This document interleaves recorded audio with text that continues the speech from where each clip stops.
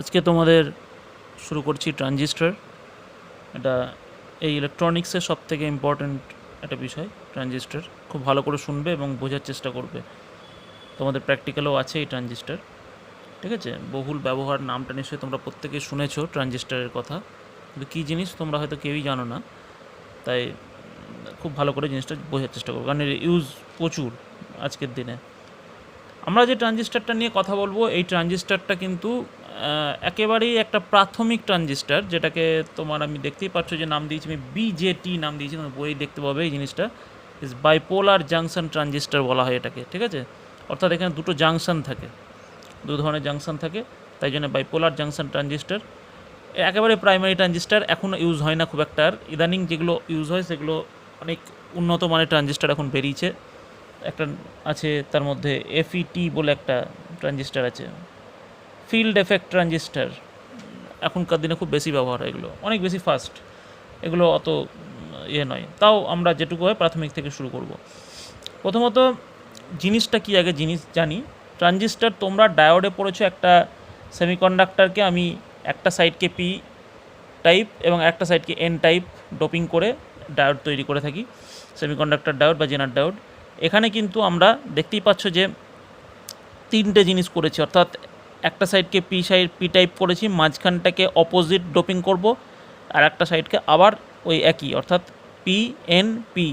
এবং মাথায় রাখা দরকার এই ডোপিংয়ের যে কনসেন্ট্রেশন, এই কনসেন্ট্রেশন কিন্তু ভিন্ন ভিন্ন হবে। প্রথমত এই যে পোর্শনটা প্রথম, যেখানে সবথেকে বেশি মাত্রায় ডোপিং করা হয়, সেই জায়গাটাকে বলা হয় এমিটার, অর্থাৎ নিঃসারক, বাংলায় বলছে নিঃসারক, ঠিক আছে? আচ্ছা, মাঝের যে এরিয়াটা, এটা আরও থিন হয়, আমি একটু মোটায় এঁকে ফেলেছি, এটা আরও পাতলা হওয়া কথা, ঠিক আছে? এটার থেকে এটা অনেক বেশি সরু হবে, বেস বেস এই অঞ্চলটাকে বলা হয় base region, base emitter, base অর্থাৎ ভূমি, বাংলায় বলে ভূমি এটাকে। আর এই যে রিজিয়ানটা আছে, এইটাকে বলা হয় কালেক্টর বা সংগ্রাহক, ঠিক আছে? নামগুলোও কিন্তু খুব তাৎপর্যপূর্ণ। এমিটার, বেস, কালেক্টর, এই তিনটে অংশ হচ্ছে ট্রানজিস্টরের। তার মধ্যে বলে রাখা ভালো তোমাকে যে এই যে এমিটার অংশ, এই অংশের যে ডোপিং, তার মাত্রা হচ্ছে সব থেকে বেশি, ঠিক আছে? আচ্ছা, বেস অঞ্চলের ডোপিংয়ের মাত্রা খুব কম, ঠিক আছে? কম মাত্রায় ডোপিং করা হয়, এবং কিন্তু অপোজিট সবসময়, এমিটারের সঙ্গে অপোজিট। এবং কালেক্টরটা কিন্তু আবার এমিটারের সঙ্গে সেম ডোপিং করা হবে, কিন্তু কালেক্টরেরও ডোপিং যে কনসেন্ট্রেশন, সেটা কিন্তু এমিটারের থেকে কম হয়, সামান্য হলেও কম হয়, ঠিক আছে? এই ধরনের ট্রানজিস্টরকে বলা হয় পিএনপি ট্রানজিস্টর, পিএনপি ট্রানজিস্টর। আর এক ধরনের ট্রানজিস্টর হয়, সেটা হচ্ছে এনপিএন ট্রানজিস্টর। একই জিনিস, একটা সেমিকন্ডাক্টরকে নিয়ে আমি তার একটা সাইডকে এন টাইপ ডোপিং করব, মাঝখানে পি টাইপ করব, আর এই ধারে এন টাইপ করব আবার। অর্থাৎ বেস রিজিয়ানটাকে আমি পি টাইপ করে দিয়েছি, এমিটারটাকে এন টাইপ রেখেছি, কালেক্টরটাকে এন টাইপ রেখেছি। এটাকে বলা হয় এনপিএন ট্রানজিস্টর। আমাদের ইউজ হচ্ছে এনপিএন ট্রানজিস্টর নিয়ে। পিএনপি ট্রানজিস্টর আমরা খুব একটা ইউজ করি না। কেন করি না তার একটা কারণ আছে, কারণ পিএনপি ট্রানজিস্টর তুমি দেখতে পাচ্ছ যে দুটো হচ্ছে আমার পি টাইপ আমি রেখেছি এমিটার এবং কালেক্টরকে, ফলে এই ধরনের ট্রানজিস্টারের যে কেরিয়ারের কাজটা করে, মানে মুখ্য কেরিয়ারের যে কাজটা করে, সেটা হচ্ছে হোলস, ঠিক আছে? হোলস হচ্ছে কেরিয়ারে কাজ করে এখানে। এনপিএন ট্রানজিস্টারে কিন্তু কেরিয়ারের কাজটা করে হচ্ছে ইলেকট্রন, ঠিক আছে? ম্যাক্সিমাম যে মেজরিটি কেরিয়ার, সেই কেরিয়ারটা কিন্তু হচ্ছে ইলেকট্রনের কাজটা করে। আর যেহেতু ইলেকট্রনের মোবিলিটি বেশি হোলের থেকে, এটা তোমাদেরকে আমি পড়ানোর সময় বলেছিলাম প্রথম দিকে, ইলেকট্রনের মোবিলিটি অনেক বেশি হোলের থেকে, যার ফলে আমরা এইটাকে চুজ করি, এই এনপিএন ট্রানজিস্টারকে। এই এনপিএন ট্রানজিস্টারকে আমরা ব্যবহার করে আমরা কাজ করব। তার আগে আমি ট্রানজিস্টারকে কীরকম চিহ্ন দিয়ে আমরা সার্কিট ডায়াগ্রামটা কীরকম হয় ট্রানজিস্টার, সেটা একটু দেখে নেওয়া ভালো। এই দেখো, দেখতে অনেকটা এরকম, বইয়ে দেখবে ছবিটা একটা গোল থাকতে পারে, গোল আমি আঁকার দরকার নেই, না আঁকলেও চলে। এই যে স্ট্রেট অঞ্চলটা, সেটাকে বলছে যে স্ট্যান্ডিং লাইন যেটা দিয়েছি আমি, সেটা হচ্ছে বেস রিজিয়ন। এদিকে একটা কে এর মতো, অনেকটা কে এর মতো করে অনেকে দেয়, কিন্তু এইখানে একটা গ্যাপ থাকে, হ্যাঁ, অনেকে কে বানিয়ে দেয় এটাকে এরকম, এই তা নয়, কে ঠিক নয়, একটু গ্যাপ থাকে। এটা কালেক্টর, এটা এমিটার। এমিটারের এখানে একটা চিহ্ন থাকবে, ঠিক আছে? এই চিহ্নটা ভেতরের দিকে ঢুকছে, এরকম চিহ্ন, তখন এটাকে আমি বলবো পিএনপি ট্রানজিস্টার। পিএনপি ট্রানজিস্টার, সেখানে এমিটারের এই কারেন্টের চিহ্নটা হচ্ছে ভেতরের দিকে, ঠিক? অর্থাৎ এটা বোঝাতে চাই এটাকে, যেহেতু আমি বললাম যে হোলস হচ্ছে এর মেজরিটি কেরিয়ার বা মানে প্রধান কেরিয়ার, তাই এমিটার থেকে বেসের দিকে কারেন্টটা ঢুকছে এটা বোঝানোর জন্যে এই সাইনটাকে দেওয়া হয় এখানে। এই যে ছবিটা এঁকেছি কিচ্ছু না, এটা হচ্ছে এনপিএন ট্রানজিস্টারের সার্কিট ডায়াগ্রাম। একই ছবি, শুধুমাত্র তীরটা দেখো বাইরের দিকে, অর্থাৎ এমিটারটা বাইরের দিকে যাচ্ছে। যেহেতু এখানে তোমার ইলেকট্রন হচ্ছে এর কেরিয়ার, তাই ইলেকট্রনগুলো তোমার ভেতরের দিকে যদি যা দেখে দেখায় তাহলে আমাকে এইটা বাইরের দিকে দেখাতে হবে। সো এইটাকে আমি এনপিএন ট্রানজিস্টার হিসেবে দেখেছি, যেহেতু আমি ইলেকট্রন নিয়ে কাজ করছি, ঠিক আছে, তাই এখানে বাইরের দিকে বেরিয়ে আছে। এটা চিহ্নটা শুধু ডিফারেন্স এইটুকুই, তীর তীর চিহ্নর যে সাইনটা, অ্যারো সাইনটা শুধু ডিফারেন্স আছে এনপিএন আর ট্রানজিস্টার আর পিএনপি ট্রানজিস্টারের মধ্যে। এখন বাস্তবে ট্রানজিস্টার কীরকম দেখতে হয় তোমরা যদি দেখে থাকো, অনেকে দেখে থাকতে পারো, সার্কিট অনেকে খুলে ইচ্ছা থাকে অনেকে দেখার। অনেকটা এরকম থাকে, টুপির মতো 3টে পিন থাকে, ঠিক আছে, 3টে পিন থাকে। এটা এমিটার, বেস, এটা কালেক্টর, এরকম 3টে পিন থাকে। বই দেখতে পারো, গুগল সার্চ করলে অনেক ছবি দেখতে হবে এরকম। অনেক সার্কিট ডায়াগ্রাম আমরা কাজ করে থাকি, যখন এক্সিবিশনে আমরা ট্রানজিস্টার নিয়ে অনেক কাজ করি, স্যার মানে নিচু ক্লাসের ছেলেরাই করে, তারা বুঝুক না বুঝুক অন্ততপক্ষে সার্কিট ডায়াগ্রামটা তৈরি করতে পারে। তো এই হচ্ছে সেই ট্রানজিস্টার। এখন এই ট্রানজিস্টারকে কীভাবে রান করাই আমরা, তো সেটা জানতে গেলে ট্রানজিস্টারের বায়াসিং সম্পর্কে জানতে হবে। ট্রানজিস্টারকে কীভাবে বায়াসিংটা করি, আমি এর আগে তোমাদেরকে ডায়োডকে বায়াস করা শিখিয়েছি, অর্থাৎ ফরওয়ার্ড বায়াস, রিভার্স বায়াস করা দেখিয়েছি। ট্রানজিস্টারকে কীভাবে বায়াস করা হয় না, ট্রানজিস্টারকে যেটা করা হয়, এখানে দুটো জাংশন আছে, আমি যেটা বলছিলাম পোলার জাংশন। একটা হচ্ছে যে এমিটার আর বেসের মধ্যে জাংশন, দেখো এমিটার আর বেসের মধ্যে একটা জাংশন, আর একটা হচ্ছে কালেক্টর আর বেসের মধ্যে জাংশন। তাহলে এমিটার বেস জাংশন, একটা হচ্ছে কালেক্টর বেস জাংশন, দুটো জাংশন আছে এখানে, ঠিক আছে, অর্থাৎ সংযোগ স্থল যেটাকে বলছে। আমি এমিটার বেস কথাটাই বেশি উল্লেখ করছি, তোমরা বইয়ে অবশ্য সংগ্রাহক এবং নিঃসারক এই কথাগুলো বেশি পাবে, আমি এমিটার কথাটাই বেশি বলছি। এখন এই যে এমিটার বেস যে জাংশন, এই এমিটার বেস জাংশনটাকে আমাকে সর্বদা ফরওয়ার্ড বায়াসে রাখতে হবে। একটা ট্রানজিস্টারকে যদি আমি অ্যাক্টিভ করতে চাই, অর্থাৎ তাকে রান করাতে চাই, চালু অবস্থায় রাখতে চাই, তাহলে এমিটার আর বেসের যে জাংশন তাকে সর্বদা ফরওয়ার্ড বায়াসে রাখতে হবে। আমি এখানে দেখো একটা এনপিএন ট্রানজিস্টার এঁকেছি, যার এই এন সাইডটাকে আমি ব্যাটারির নেগেটিভ দিকের সঙ্গে লাগিয়েছি এবং বেসের পি রিজিয়নটাকে আমি ব্যাটারির পজিটিভ দিকের সঙ্গে লাগিয়েছি। অর্থাৎ বুঝতেই পারছি যে তাহলে এনপি এই যে জাংশন, এমিটার বেস যে জাংশন, সেটা ফরওয়ার্ড বায়াস পাচ্ছে, ঠিক আছে, ভালো কথা।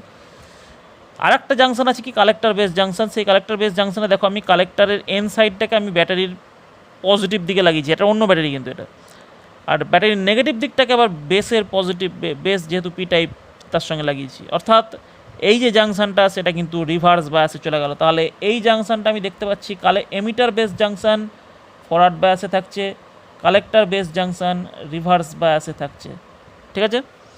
এইটা হচ্ছে এর বায়াসিংয়ের নিয়ম। এখন দেখো এখানে একটা জিনিস কমন, সেটা হচ্ছে যে দুটো ব্যাটারি কিন্তু বেসের সঙ্গে কানেক্টেড, ঠিক আছে, দুটো ব্যাটারি কিন্তু বেসের সঙ্গে কানেক্টেড। এমিটার কিন্তু দুটো ব্যাটারির সঙ্গে যুক্ত নয়, কালেক্টরও কিন্তু দুটো ব্যাটারির সঙ্গে যুক্ত নয়, বেস কিন্তু দুটো ব্যাটারির সঙ্গে যুক্ত। অর্থাৎ সেই কারণে এই যে কনফিগারেশন সেটাকে বলা হয় common base configuration, common base, CB configuration, common base বলা হয়। আমাদের এই 3 ধরনের মোডে আমি ট্রানজিস্টারকে চালাতে পারি, একটা কমন বেস, একটা কমন এমিটার, অর্থাৎ এমিটারটাই কমন করব, আর একটা কমন কালেক্টর, সিবি, সিই, সিসি, এই 3টে ধরনের মোডে আমি ট্রানজিস্টারকে রান করাতে পারি, ঠিক আছে।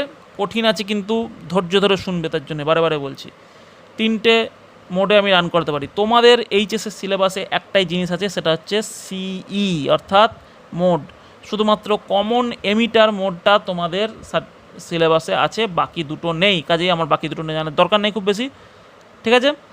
বেশ, তাহলে প্রথমে একটু সার্কিট ডায়াগ্রামটা তোমাদেরকে দেখিয়ে দিই কীরকম। দেখো আমি একটা ট্রানজিস্টার এঁকেছি, এনপিএন ট্রানজিস্টার, বুঝতেই পারছো, এখানে বেস, এখানে এমিটার, এখানে কালেক্টর। এনপিএন ট্রানজিস্টার আগেই বলে দিচ্ছি, এনপিএনটাতে এন লিখলাম, এটা পি, এটা পি, এটা পি, এটা এন, এটা এন, এনপিএন ট্রানজিস্টার। আচ্ছা, কীভাবে বায়াসিং করেছি দেখো, বেসকে আমি ব্যাটারির পজিটিভের সঙ্গে লাগিয়েছি ভিবিবি। এটা একটা নোটেশন বলতে পারো, ডবল বি লেখার কারণ হচ্ছে যে সাপ্লাই ভোল্টেজ যখন আমরা বোঝাই তখন আমরা ডবল লিখি সাফিক্সে। নেগেটিভ সাইনটাকে গিয়ে এমিটারের সঙ্গে লাগিয়েছি, অর্থাৎ ফরওয়ার্ড বায়াসিং দিয়েছি আমি। বেস রিজিয়নটা যেহেতু পি টাইপ তাই পজিটিভ দিকটা লাগিয়েছি, এমিটার এন টাইপ তাই ব্যাটারির নেগেটিভ দিকটাকে লাগিয়েছি। অপরদিকে কালেক্টর দেখো, কালেক্টরের সঙ্গে ব্যাটারি যে ভিসিসি যে ব্যাটারিটা, সেই ব্যাটারিটার কালেক্টরটা আমার এন টাইপ সেহেতু আমি ওকে পজিটিভ দিকের সঙ্গে লাগিয়েছি। অপরদিকে আমি অর্থাৎ পজিটিভ দিকের সঙ্গে লাগালাম, তার মানে বুঝতেই পারছো যে কালেক্টর আমার রিভার্স বায়াসে চলে যাচ্ছে কিন্তু, ঠিক আছে। এদিকে নেগেটিভটাকে আমি নিয়ে এসে এমিটারের সঙ্গে লাগিয়েছি, অর্থাৎ এমিটারে কিন্তু সর্বদা আমি দেখো এমিটার এন টাইপ, তার সঙ্গে কিন্তু সর্বদা আমি নেগেটিভ দিকটাকে লাগাচ্ছি। দুটো ব্যাটারি কিন্তু নেগেটিভ দিকটা লেগেছে এসে এমিটারের সঙ্গে, অর্থাৎ দুটো ব্যাটারি এমিটারের সঙ্গে যুক্ত বলে এই স্ট্রাকচারটাকে বলা হচ্ছে সি কমন এমিটার, ঠিক আছে, সিই মোড বা কমন এমিটার মোড, ঠিক। এই হলো আমার সার্কিট। আচ্ছা, এখন একটা ট্রানজিস্টার যদি আমি রান করাতে চাই তাহলে কি কি করাতে হয়। এখন আমি এইভাবে রেখেছি, ট্রানজিস্টারের 3টে রিজিয়ান আছে, ঠিক আছে। সেই রিজিয়ানগুলো একটু আমি বলে রাখি, তারপর ট্রানজিস্টারের মেকানিজমটা বলবো কীভাবে ট্রানজিস্টার কাজ করে।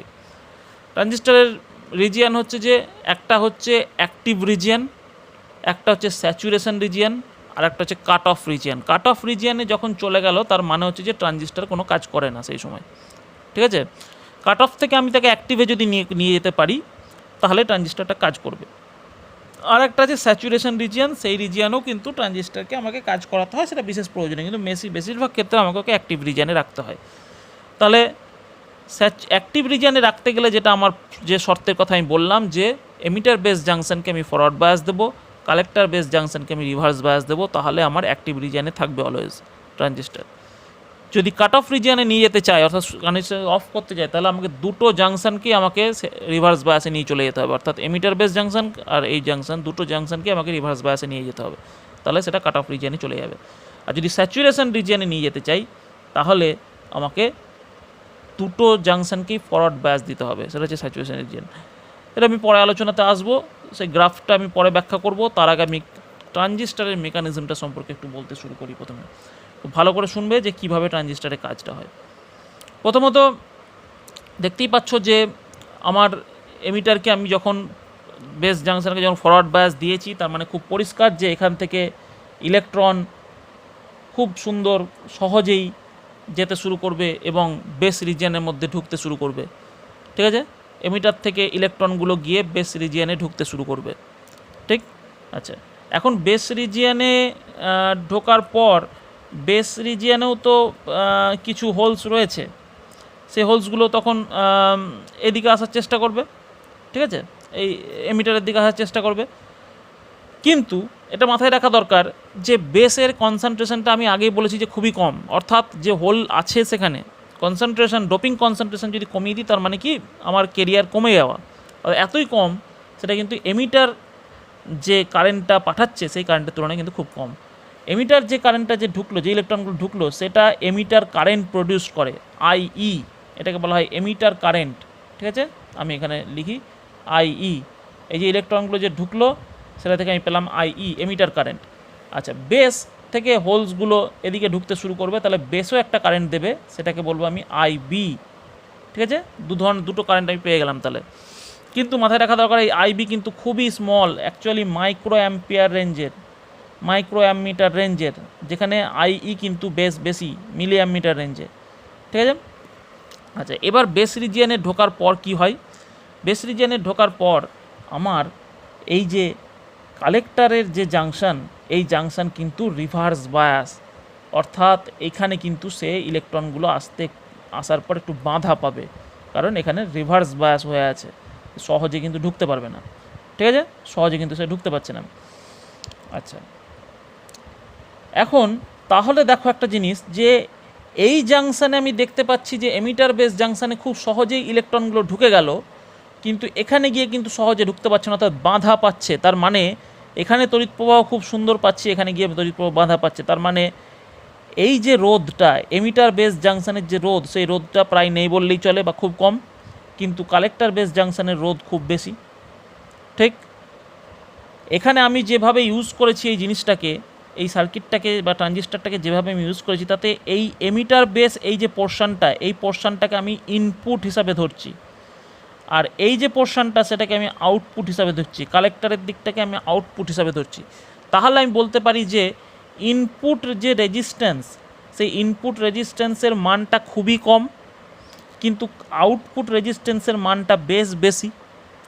ঠিক আছে, ইনপুট রেজিস্ট্যান্সটা খুব কম, আউটপুট রেজিস্ট্যান্সটা খুব বেশি। অর্থাৎ যে হারে ইলেকট্রন এখান দিয়ে ঢুকবে সে হারে ইলেকট্রন এখান দিয়ে বেরোতে পারবে না, ধীরে ধীরে যাবে কিন্তু। ঠিক আছে, অর্থাৎ রেজিস্ট্যান্সটা এখানে বেশি। আচ্ছা, এর মধ্যে আর একটা ঘটনা কী ঘটবে, রিকম্বিনেশন, যেটা তোমাদেরকে আমি বারে বারে বলে থাকি। অর্থাৎ ইলেকট্রনগুলো এই বেস এরিয়াতে ঢোকার পর কিছু হোলের সঙ্গে রিকম্বাইন করবে, যার ফলে তারা শক্তি হয়ে নষ্ট হয়ে যাবে। শক্তি কীরকম, হয়তো ট্রানজিস্টারটাকে একটু গরম করে দেবে, এই শক্তি হতে পারে। তাহলে সেই ইলেকট্রনগুলো কিন্তু আমার নষ্ট হয়ে গেল, সেগুলো কিন্তু আর কালেক্টর অবধি পৌঁছাতে পারলো না। তাহলে কি হবে, তাহলে কালেক্টর অবধি যদি পৌঁছাতে না পারে, তাহলে পৌঁছানোর পর যে ইলেকট্রনগুলো পৌঁছালো বাকিরা, তারা কি করবে, তারা আমাকে আর একটা কারেন্ট দেবে, সেই কারেন্টটার নাম হচ্ছে কালেক্টর কারেন্ট। ঠিক আছে, আমি এমিটার কারেন্টের কথা বললাম প্রথমে, যারা ঢুকলো তারা। আচ্ছা, হোলসগুলো এদিকে থেকে এদিকে যাচ্ছিলো, তাদেরকে খুব কম বলেছি সংখ্যায়, কারণ কনসেন্ট্রেশন কম, ডোপিং কনসেন্ট্রেশন, তাই হোলের সংখ্যাও খুব কম, তাই আইবি সেটা হচ্ছে হোল কারেন্ট যেটা, সেটা আইবি বলেছি। আর একটা কারেন্ট যেটা ইলেকট্রনটা যখন এই কালেক্টর এসে পৌঁছালো তখন সেটাকে বলছি আমি কালেক্টর কারেন্ট। কিন্তু এখানে একটা জিনিস মাথায় রাখা দরকার, যে আমি তো আগেই বলে দিয়েছি যে আইবি খুবই ছোট, মাইক্রো অ্যাম্পিয়ার রেঞ্জের, সেটা কনসেন্ট্রেশনের জন্য, কিন্তু আইই এবং আইসি কিন্তু প্রায় সমান হওয়ার কথা, কারণ এই ইলেকট্রনগুলোই গিয়ে ওখানে পৌঁছাচ্ছে। তা সত্ত্বেও আমি বলবো যে আইসি কিন্তু সামান্য ছোট হবে। কেন, যে ওই যে রিকম্বিনেশনের জন্য যে বেশ কিছু ইলেকট্রন নষ্ট হয়ে গেল, সেই ইলেকট্রনগুলো তো আমি পাচ্ছি না আইসি ক্ষেত্রে। তাহলে কি হবে না, আইসি স্লাইটলি লেস দ্যান আইই, তাহলে আইই স্লাইটলি গ্রেটার দ্যান আইসি, আইসির থেকে স্লাইটলি বেশি হবে। ঠিক আছে, অর্থাৎ পুরো ব্যাপারটা হচ্ছে যে আইই যে কারেন্ট, সেই কারেন্টটা হচ্ছে দুভাগে ভাগ হচ্ছে, এক হচ্ছে আইসি আর এক হচ্ছে আইভি। তাহলে IE equal to IC plus IB, এটাই হচ্ছে ট্রানজিস্টারের কারেন্টের ফর্মুলা। ঠিক, IE equal to IC plus IB. ঠিক আছে, অর্থাৎ emitter current equal to base current plus collector current, এইটা হচ্ছে ট্রানজিস্টারের মানে তড়িৎ প্রবাহের দিকটা। ঠিক, বেশ ভালো করে শুনবে, আর একবার দরকার হলে রিপিট করে বুঝতে হবে। নেক্সট যেটা আসছি, যেটা আমি বলছিলাম যে রোধের ব্যাপারটা, অর্থাৎ ইনপুট রেজিস্ট্যান্স দেখলাম খুব কম কিন্তু আউটপুট রেজিস্ট্যান্স খুব বেশি। এই ধরনের কেসে কি হবে না, দেখো ইনপুট কারেন্ট হিসাবে আমি দেখিয়েছি আইই বা আইবিকে, এদেরকে ইনপুট কারেন্ট হিসাবে দেখাচ্ছি, বাট আইসিকে দেখাচ্ছি আমি আউটপুট কারেন্ট হিসাবে। ঠিক আছে, তাহলে আইই আর আইসি তো আমি বললাম যে হ্যাঁ সামান্য 19-20, আইই সামান্য বেশি আইসির থেকে, খুব সামান্য বেশি, খুব বেশি নয়, অল্প বেশি। তাহলে কারেন্টটা কিন্তু ইনপুট থেকে আউটপুটে খুব বেশি পরিবর্তন হলো না। ঠিক আছে, কিন্তু দেখতে পাচ্ছি যে রেজিস্ট্যান্সের কিন্তু বিশাল পরিবর্তন হয়ে যাচ্ছে, অর্থাৎ ইনপুট রেজিস্ট্যান্সটা খুব কম কিন্তু ইনপুট আউটপুট রেজিস্ট্যান্সটা খুব বেশি, কিন্তু কারেন্টটা কিন্তু দুক্ষেত্রেই একই থাকছে, প্রায় ইনপুট এবং আউটপুট দুটোতেই একই থাকছে। তাহলে দেখো কারেন্টটাকে সেম রেখে আমি যদি রেজিস্ট্যান্সটাকে বাড়িয়ে দিই তাহলে কি হবে, তাহলে আমার পাওয়ারটা বেড়ে যাবে, তাই না? কারণ আমরা জানি পাওয়ারের ফর্মুলা কি, আই স্কোয়ার আই, তোমরা জানো ভি ইন্টু আই, ভিটাকে আই আর লিখলে আই স্কোয়ার আর হয়ে যায়। আই স্কোয়ার আর মানে হচ্ছে আমার পাওয়ার, ক্ষমতা। তাহলে আই ফিক্সড থাকছে, অলমোস্ট ফিক্সড থাকছে, ফিক্সড বলছি না, এমিটার থেকে কালেক্টর পর্যন্ত আই মোটামুটি ফিক্সড থাকছে, আমি বলছি একটু কমছে কিন্তু প্রায় একই থাকছে, বাট রেজিস্ট্যান্সে কিন্তু একটা মানে অনেকটা পরিবর্তন হয়ে যাচ্ছে। অর্থাৎ ইনপুট দেখছি যে রেজিস্ট্যান্স প্রায় নেই ফরওয়ার্ড বায়াসিংয়ের জন্য, আউটপুটে ব্যাপক রেজিস্ট্যান্স পড়ছে, রেজিস্ট্যান্স অনেকটা বেড়ে যাচ্ছে। তাহলে কি হবে, তাহলে আমার এই কোয়ান্টিটিটাতে 8টা বেড়ে গেল, আইটা একই থাকছে, তাহলে ইনপুটে আমার যে পাওয়ার ছিল আউটপুটে গিয়ে পাওয়ারটা কী হবে, অনেক গেন করে যাবে, অনেক বেড়ে যাবে। তো এটাই হচ্ছে ট্রানজিস্টারের কাজ। ট্রানজিস্টারের কাজ হচ্ছে এটাই যে সে পাওয়ারটাকে সে অনেকটা বাড়িয়ে দেয়, ইনপুটের থেকে আউটপুটে সে পাওয়ারটাকে বাড়িয়ে দেয়। সো পাওয়ার গেন, এটাই হচ্ছে ট্রানজিস্টারের কাজ, যে সে পাওয়ার গেন দেবে। আর এই ট্রানজিস্টার নামটা তাহলে কী কারণে এসছে, ট্রানজিস্টার এই যে ইনপুটে ছিল লো রেজিস্ট্যান্স, আউটপুটে গেল হাই রেজিস্ট্যান্স, অর্থাৎ ইনপুট টু আউটপুট রেজিস্ট্যান্সটা অনেক বাড়িয়ে দিচ্ছে, তাই এই জিনিসটাকে ট্রানজিস্টারকে ভেঙে বলা হয় ট্রান্সফার রেজিস্টার। ঠিক আছে, ট্রানজিস্টারের মানে যদি আমি সন্ধি বিচ্ছেদ করি অ্যাকচুয়ালি, তাহলে এটাই দাঁড়ায় তার মানে ট্রান্সফার রেজিস্টার, অর্থাৎ রোধের ট্রান্সফার। ঠিক আছে, এক জায়গা থেকে এক জায়গায় রোধটাকে বাড়িয়ে দেওয়া, এই হচ্ছে কাজ। সিম্পলি মেকানিজম আমি তোমাদেরকে বলে দিলাম ট্রানজিস্টারের। এইবার আমরা ট্রানজিস্টারের যে ইনপুট ক্যারেক্টারিস্টিক এবং ট্রানজিস্টারের আউটপুট ক্যারেক্টারিস্টিক্স সেগুলো আমরা একটু দেখব। আমি তোমাদেরকে আগেই বলেছি আমি শুধুমাত্র সিই মোড নিয়ে কাজ করছি। তো সিই মোডে বুঝতেই পারছো যে এইগুলো হচ্ছে ইনপুট ভোল্টেজ আমি দিয়েছি এখানে। ঠিক আছে, ভিবিই এই যে বেস এবং এমিটারের মধ্যে যে ভোল্টেজ, এখানে ভোল্টমিটার লাগিয়ে দিলাম, ভিবিই ভোল্টেজ আমি মাপতে পারবো। আর আইবি, এই আইবির সঙ্গে যদি ভিবিইকে যদি আমি একটা গ্রাফ টানি তাহলে সেটাকে আমি বলবো ইনপুট গ্রাফ। আমি ছবিটা একটু আঁকার চেষ্টা করছি এখানে। ঠিক আছে, এখানে আইবি, এখানে ভিবিই। ঠিক আছে, এটা হচ্ছে ইনপুট ক্যারেক্টারিস্টিক্স, ইনপুট বৈশিষ্ট্য বলতে পারি। ঠিক আছে, ইনপুট বৈশিষ্ট্য। এই যদি গ্রাফ আঁকি, অর্থাৎ ভিবি তোমাদের প্র্যাকটিক্যালও আছে, চেঞ্জ করবে আইবি চেঞ্জ হবে। কীরকম হবে দেখো, তোমাদের জানা প্রথমটা হচ্ছে forward bias, simply forward bias, অর্থাৎ কিচ্ছু নাই কিন্তু এমিটার বেস জাংশনে শুধু ফরওয়ার্ড বায়াস লাগানো আছে, অর্থাৎ একদম ফরওয়ার্ড বায়াসের মতোই বৃদ্ধি পাবে কারেন্টটা। কিন্তু আমি আগেই বলেছি যে জিরো থেকে বাড়বে না। কারণ কেন বাড়বে না, ওই যে একটা ন্যাচারাল যে রিভার্স বায়াস থাকে যে কোনো ডায়োডের ক্ষেত্রেই প্রথমেই তৈরি হয়ে যায় ডিফিউশনের জন্য, একটা ব্যারিয়ার তৈরি হয়ে যায়। তারপর কী হয় না, আমি বাইরে থেকে বায়াসিং করে সেই ব্যারিয়ার ভোল্টেজটাকে অতিক্রম করলে তবে কারেন্ট পাই, বলেছি প্রথমেই। তাই জন্যে এই 0.6 ভোল্ট বা 0.7 ভোল্ট মতো একটা ভোল্টেজের পর থেকে আমি সুন্দর কারেন্টটা পেতে শুরু করবো ফরওয়ার্ড বায়াসে। যেমন ফরওয়ার্ড বায়াসে ক্যারেক্টার হয় ডায়োডের, ঠিক তেমনি হচ্ছে ট্রানজিস্টারের ইনপুট ক্যারেক্টারিস্টিক্স, অর্থাৎ IB versus VB. Output characteristics কোনটা, এটাই আমার ইম্পর্টেন্ট, এটার কোনো ভ্যালু ইম্পর্টেন্ট নেই, এটাই হচ্ছে ইম্পর্টেন্ট, এটাই তোমাদেরকে পরীক্ষায় কিন্তু প্র্যাকটিক্যালে আঁকতে হয়।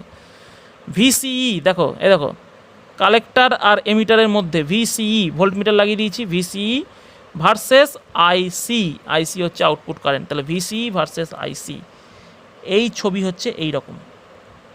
এই ঝপ করে একটু ভিসিই দিলেই, অর্থাৎ ভিসিই এই ভোল্টেজটাকে একটু যদি আমি অন করি, অন করা মাত্র কি হবে না, কালেক্টার বেস জাংশন রিভার্স বায়াসে চলে যাবে। এখানে তো আমি ভোল্টেজ দিয়েই রেখেছি প্রথম দিকে, এমিটার বেস জাংশন ফরওয়ার্ড বায়াসই আছে, এখানে সামান্য ভোল্টেজ দিলেই পরেই কিন্তু কালেক্টার ভোল্টেজটা, এই কালেক্টার বেস জাংশনটা কিন্তু চলে যাবে হচ্ছে রিভার্স বায়াসে। আর এটা চলে যাওয়া মানেই কিন্তু ও ট্রানজিস্টার চলে গেল অ্যাক্টিভ রিজিয়নে। ঠিক আছে, তাই প্রথমে একটু ভোল্টেজ এই একটু বাড়ালাম, কি সঙ্গে সঙ্গে ঝপ করে দেখো দেখো চলে গেছে কারেন্ট, কোথায় চলে গেছে, অনেক উঁচুতে।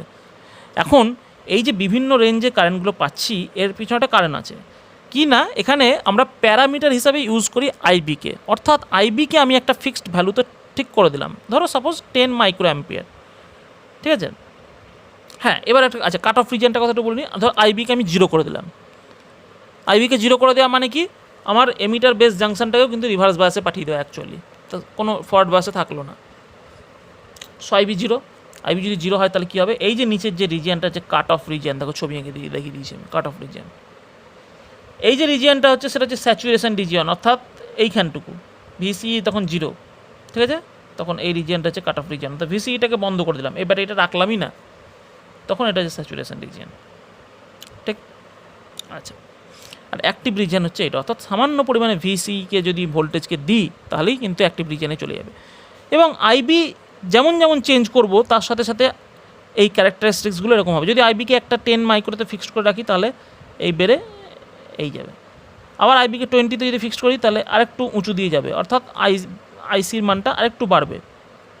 আবার যদি আইবিকে আরেকটু বাড়াই তাহলে আইসি আরেকটু বাড়বে, আইবিকে আরও বাড়াই আইসি একটু বাড়বে। দেখো আইবিকে কিন্তু আমি ফিক্সড রেখে দিচ্ছি এক জায়গায়, চেঞ্জ করছি কি ভিসিইকে চেঞ্জ করছি, আইসিইকে চেঞ্জ করছি। এবং মজার ব্যাপার দেখো, ভিসিইকে প্রথমে একটু চেঞ্জ করার সঙ্গে সঙ্গে সঙ্গে সঙ্গে আইসিটা অনেক দূর অবধি বেড়ে গেল, তারপর কিন্তু ভিসিইকে আমি যতই বাড়াই না কেন, বাড়াতে বাড়াতে যাচ্ছি, আইসি কিন্তু দেখো ফিক্সড হয়ে গেছে, সমান্তরাল হয়ে গেছে। ঠিক আছে, আইসি কিন্তু আর বাড়ছে না অদ্ভুতভাবে, অর্থাৎ ভিসিইকে বাড়ালে আইসি কিন্তু বাড়বে না। ঠিক আছে, আইসি কিন্তু বাড়বে না, শুধুমাত্র ভিসিইটা তাহলে কেন দরকার না, আমার শুধুমাত্র দরকার হচ্ছে যে আইসি এই কালেক্টারটা এই ট্রানজিস্টারটাকে আমার অ্যাক্টিভ রিজিয়নে নিয়ে যাওয়ার জন্য, এই জন্যে সামান্য পরিমাণে একটা ভোল্টেজ যদি আমি ভিসি দিই, খুব সামান্য ভোল্টেজ, তাহলেই কিন্তু অ্যাক্টিভ রিজনে চলে গেল। যেই অ্যাক্টিভ রিজনে চলে গেল অমনি কিন্তু আমার আইসি কিন্তু আর ভিসির সঙ্গে কোনো সম্পর্ক থাকছে না। যদিও আমি ইনপুট ক্যারেক্টারিস্টিক্স এঁকেছি, আউটপুট ক্যারেক্টারিস্টিক্স এঁকেছি, বাট দেখো ভিসিকে আমি যতই বাড়িয়ে যায় না কেন আউটপুট কিন্তু ফিক্সড হয়ে আছে। চেঞ্জ হচ্ছে কখন? যদি আমি আইবিটাকে পাল্টাই তখন আমার আইসির মানটা বাড়ছে। এখন এটা কিন্তু পুরোপুরি সমান্তরাল এরকম হয় না, এর পেছনে একটা কারণ আছে। বলছে যে এই যে তোমাদের যে জাংশন, তিনটে যে জাংশন অর্থাৎ N P N base collector, এখানে ভিসিকে যদি বৃদ্ধি করি অর্থাৎ এই ভোল্টেজটাকে যদি বাড়াই, তাহলে কি হবে না রিভার্স বায়াস, এই কালেক্টর বেস জাংশনের যে রিভার্স বায়াস তার মান বৃদ্ধি পাবে। রিভার্স বায়াস বৃদ্ধি পেলে কি হবে, এই যে তোমার উইথটা, এই যে ব্যারিয়ার উইথটা, সেই ব্যারিয়ার উইথটা বা ডিপ্লেশন রিজিয়ানটা, এই রিজিয়ানটা কিন্তু আরও বড় হবে। এই রিজিয়ানটা যত বড় হবে এই বেস রিজিয়ানটা দেখো তত ছোট হয়ে আসবে, তত সরু হয়ে আসবে, ঠিক আছে, সরু হয়ে আসবে। এখন এই যে ইলেকট্রনগুলো যে ঢুকছে, এই ইলেকট্রনগুলো ঢোকার ফলে কি হচ্ছে না, এইখানে ইলেকট্রনের কনসেন্ট্রেশন খুব বেশি। যত আমি কালেক্টরের দিকে যাচ্ছি ইলেকট্রন কনসেন্ট্রেশন বা ঘনত্ব কমতে কমতে যাচ্ছে। অর্থাৎ ব্যাপারটা অনেকটা এরকম, ছবিটা যদি আঁকি, ইলেকট্রনের যে ঘনত্ব সেটা এরকম কমতে কমতে যাচ্ছে, এরকম করে কমছে ঘনত্বটা, ঠিক আছে, আস্তে আস্তে কমছে, অর্থাৎ গ্র্যাডিয়েন্ট বলতে পারি আমি, ধীরে ধীরে ধীরে ধীরে কমছে। এখন এখানে কালেক্টর, এখানে এমিটার, এটা বেস রিজিয়ন। এখন এই কালেক্টরটা যদি ধরো এই যে ডিপ্লেশন রিজিয়নটা যদি বড় হয়ে যায় রিভার্স বায়াসের ফলে, তাহলে কালেক্টরটা এখানে চলে আসবে, এই তোমার ডিপ্লেশন রিজিয়ন এতদূর চলে আসবে, এতদূর ডিপ্লেশন রিজিয়ন চলে আসবে, তাহলে বেস রিজিয়নটা কী হবে, আরও ছোটো হয়ে যাবে।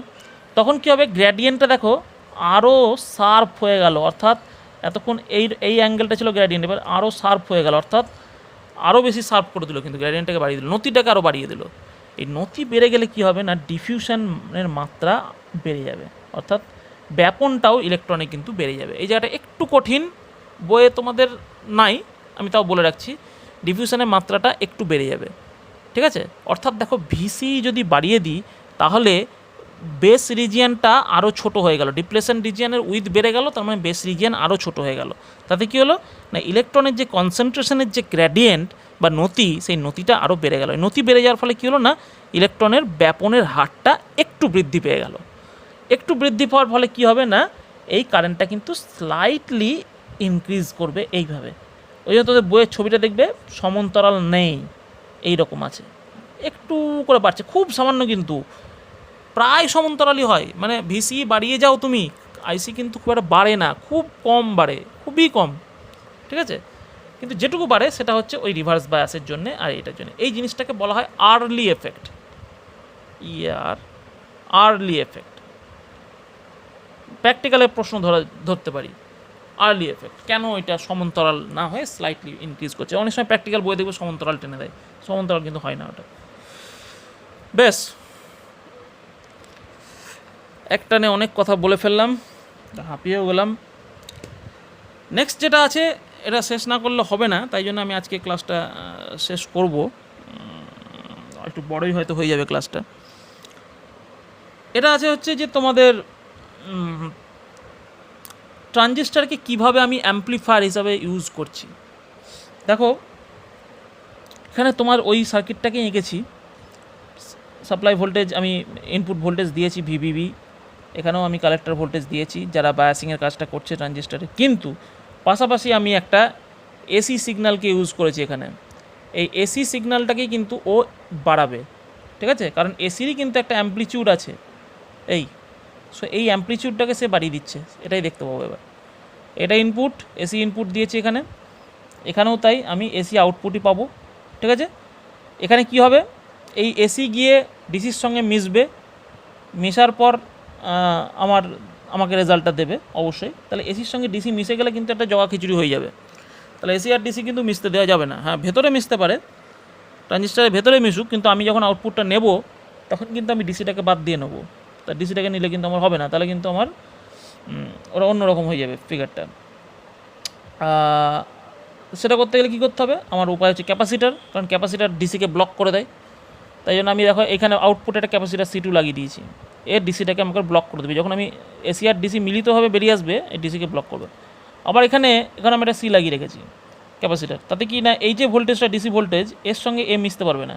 হ্যাঁ, এ ভিতরে ঢুকবে ঠিকই, তখন মিশবে, কিন্তু এ এসে একে একসঙ্গে যুক্ত হতে পারবে না। আচ্ছা, উফ বাপরে। তো আমি বলছিলাম, আচ্ছা একটু ডিস্টার্ব হলো, আমি একটু চা খেয়ে এলাম। নেক্সট যেটা শুরু করব সেটা হচ্ছে যে এই যে ডিসিটাকে তাহলে ব্লক করে দিচ্ছে, ঠিক আছে, অর্থাৎ এসির সঙ্গে মিশতে দিচ্ছে না। এই ক্যাপাসিটার দুটোর কাজ হচ্ছে এটাই। এখন অ্যাম্প্লিফাই করছে হবে কিন্তু এই এসি সিগন্যালটা, এটা মাথায় রেখো। ডিসিটা কিন্তু অ্যাম্প্লিফাই হচ্ছে না কিন্তু এখানে, ঠিক আছে। ডিসি ব্যাটারি যে দুটো লাগিয়েছি আমি, ভিভিভি আর ভিসিসি, এদের কাজ হচ্ছে ট্রানজিস্টারটাকে রান করানো।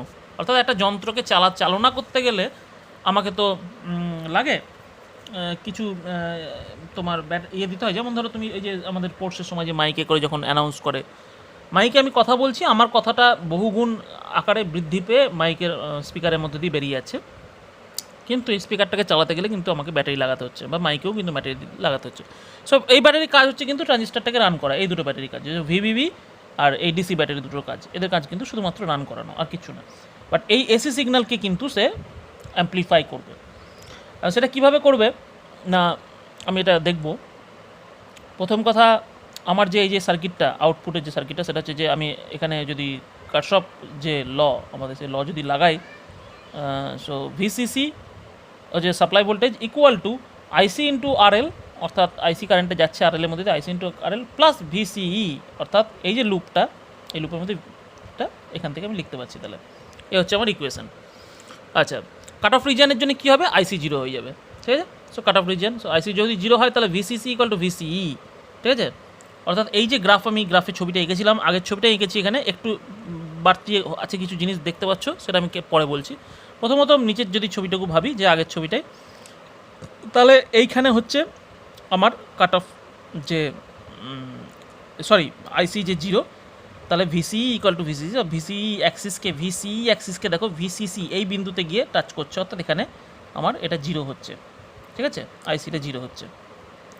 আবার যদি স্যাচুরেশন রিজিয়নে যাই তাহলে ভিসিই ইকুয়াল টু জিরো, ঠিক আছে। তাহলে সামান্য জাস্ট এইটুকু আমি বেরোতে পারবো না এখান থেকে এইটুকু বেরোলেই অ্যাক্টিভে চলে যাবে, কিন্তু সো জিরোতে থাকতে হবে আমাকে, ঠিক আছে। দুটোই জিরোতে আছে, ভিসিইকে জিরো রাখলে তবেই আমি স্যাচুরেশন রিজিয়নটাতে আসতে পারবো। সেটা করতে গেলে কী করতে হবে না, ভিসিইসি তখন কী হয়ে যাবে ইকুয়েশনে, এগুলো আইসি আর এর সঙ্গে সমান হয়ে যাবে। তাহলে আইসিটা তখন কী হবে, ভিসিসি বাই আরএল।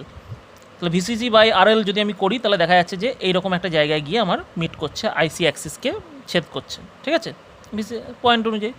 তাহলে এই যে ছেদবিন্দু আর এই ছেদবিন্দু যে দুটো পেলাম আমি, একটু from cut off region to saturation region, এই যে দুটো পয়েন্ট পেলাম, এই দুটো পয়েন্টকে আমি যদি একটা স্ট্রেট লাইন দিয়ে যুক্ত করি, তাহলে সেটাকে বলা হবে লোড লাইন, ঠিক আছে। এটা তোমাদের কিন্তু করতে হবে, লোড লাইন, এই লোড লাইনটা তোমাদেরকে টানতে হবে।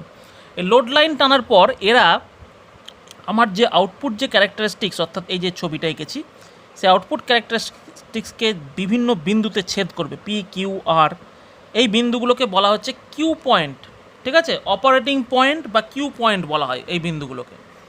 আচ্ছা, এই বিন্দুগুলো টানার পর এই লোড লাইনের ওপর তাদের উপর একটা লম্ব টানবো এইভাবে, ঠিক আছে, এই লম্বটা টানলাম।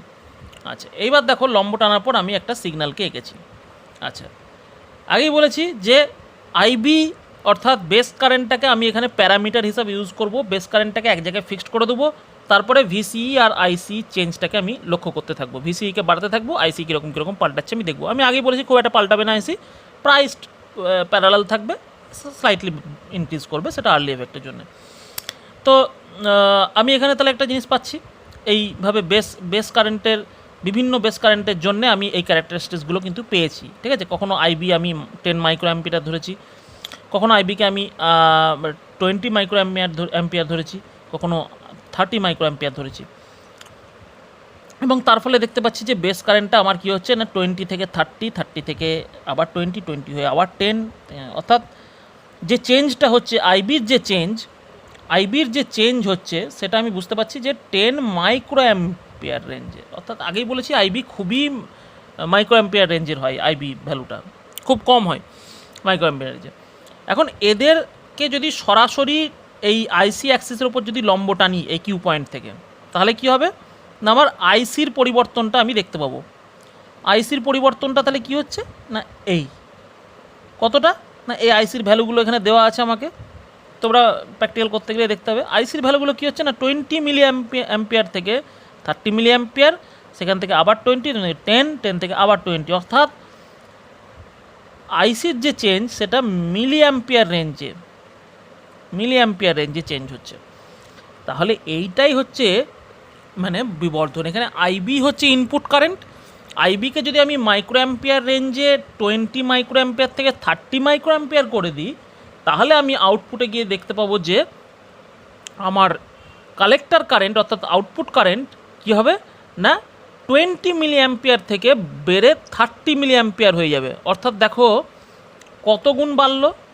যদি ধরি যে এই যে ইনপুটের চেঞ্জ আর আউটপুটের চেঞ্জের মধ্যে কতটা মানে আমি গেন করলাম, তাহলে কি করতে হবে, আমাকে আউটপুট চেঞ্জটা বাই ইনপুট চেঞ্জটা করতে হবে, ওর অনুপাতটা বার করতে হবে। তাহলে কত হবে 10 milliampere by 10 microampere, কত হবে 1000, অর্থাৎ আমার 1000 টাইমস গেন হলো আমার কারেন্টটা। ঠিক আছে, এটাই হচ্ছে এর কাজ আমার। তাহলে ইনপুট কারেন্ট আইবিকে আমি ইনপুট কারেন্ট ধরেছি, আইসিকে আমি আউটপুট কারেন্ট ধরেছি। সো ইনপুট কারেন্টের যদি আমি 10 গুণ বৃদ্ধি করি, তাহলে আমি দেখতে পাচ্ছি যে আমার আউটপুট কারেন্টটা 10 × 1000 অর্থাৎ 10,000 গুণ বৃদ্ধি পেয়ে যাচ্ছে, কারণ আমার গেনটা হচ্ছে 1000 দেখতে পাচ্ছি।